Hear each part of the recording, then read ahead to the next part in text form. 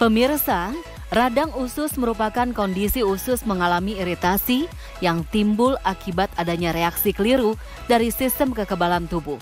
Penyakit ini merupakan penyakit jangka panjang, di mana gejala yang timbul adalah demam yang tinggi, muntah, hingga anemia. Kondisi ini dapat hilang dan timbul dalam waktu yang lama. Beragam fakta mitos radang usus pun beredar di masyarakat, yang salah satunya konsumsi makanan pedas dapat memicu radang usus. Benarkah? Hidup Sehat Plus kali ini akan memaparkannya bersama Dr. Ari Fahrial Syam, spesialis penyakit dalam. Fakta mitos yang pertama, katanya gaya hidup dan stres memicu radang usus. Betul tidak ya? Fakta, bisa saja tuh gangguan yang tidak baik pada pemikiran kita ya.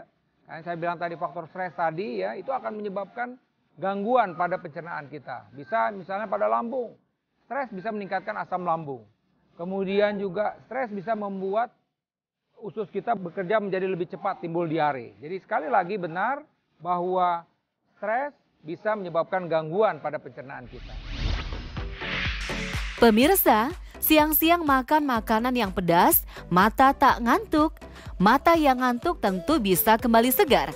Bagi sebagian orang tak lengkap rasanya makan tanpa tambahan sambal.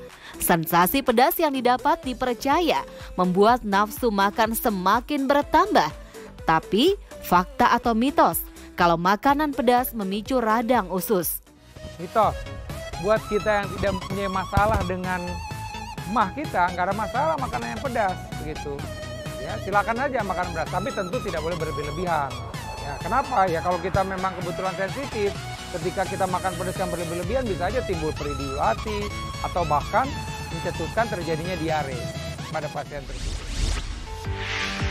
Pemirsa, mengonsumsi buah dan sayuran tentu memiliki banyak manfaat bagi kesehatan, terlebih bagi Anda yang sedang melakukan program diet. Tapi tahukah Anda pemirsa, tidak hanya baik untuk kesehatan saja. Mengonsumsi buah seperti jambu biji bermanfaat untuk mencegah penuaan dini. Dikarenakan buah ini mengandung vitamin A, C, dan potasium yang berfungsi sebagai antioksidan. Tetapi hati-hati saat mengonsumsi buah yang satu ini. Jangan sampai bijinya ikut Anda konsumsi. Karena sebagian masyarakat percaya kalau di jambu biji sebabkan radang usus. Benarkah? Mitos. Jadi sebenarnya tidak benar itu kalau misalnya kita makan biji jambunya nanti bisa timbul masalah, bisa nyangkut di usus buntu kita akhirnya meradang. Tapi tentu yang mesti diperhatikan adalah ketika kita mengkonsumsi sesuatu makanan itu memang harus dikunyah dengan benar ya. Tujuannya apa? Agar ketika makanan itu sudah dikunyah dengan baik, maka lambung siap menerima makanan tersebut dan selanjutnya setelah makanan tersebut diproses di lambung, dia akan siap juga ketika diteruskan ke usus halus. Fakta mitos selanjutnya, katanya menahan BAB menyebabkan radang usus. Mitos ya, jadi nggak benar tuh kalau kita menahan BAB misalnya akhirnya bisa menimbulkan radang usus. Tapi menahan BAB memang tidak dianjurkan ya untuk kesehatan pencernaan. Kenapa?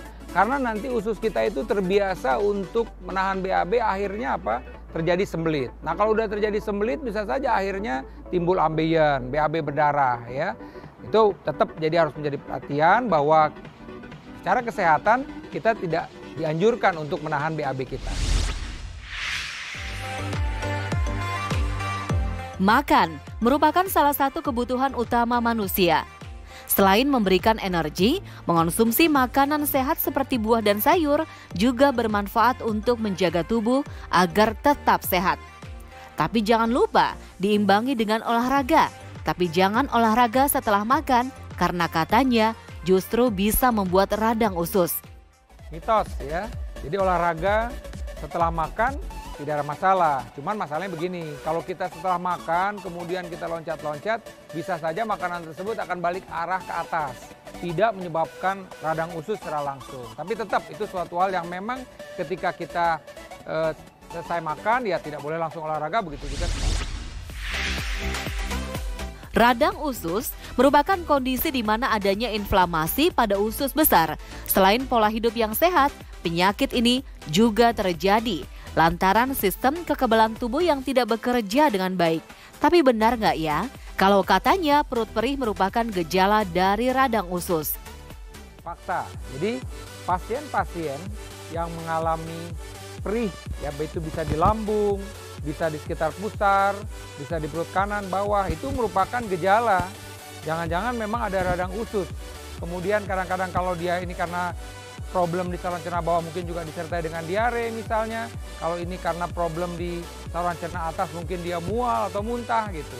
Jadi sekali lagi perih bisa merupakan gejala dari radang usus. Pemirsa, sekarang Anda sudah tahu kan apa fakta mitos yang beredar di masyarakat tentang radang usus? Supaya kita bisa terhindar dari penyakit yang satu ini, yuk kita simak tips dari Dr. Ari, spesialis penyakit dalam berikut ini. Radang usus adalah suatu kelainan dalam bentuk peradangan di usus kita, bisa karena faktor infeksi. Faktor infeksi biasanya berhubungan dengan makanan dan minuman kita. Biasanya makanan minuman yang tercemar. Jadi oleh karena itu kita mesti perhatikan makanan minum kita, karena kalau kebetulan sudah terkontaminasi, dia bisa menyebabkan peradangan pada usus kita. Radang usus bisa dicegah. Saya sebutkan tadi bahwa salah satu penyebab radang usus adalah karena infeksi. Bagaimana kita mencegah infeksi? Makan yang teratur, istirahat yang cukup, kemudian juga kita harus memilih jenis dari makanan yang kita konsumsi. Ya, jangan sampai makanan yang kita konsumsi tersebut sudah terkontaminasi atau sudah kadaluarsa. Selain itu juga hindari makanan-makanan yang terlalu merangsang, yang terlalu asam, terlalu pedas. Mudah-mudahan dengan kita memperhatikan ini, kita bisa terhindar dari radang usus.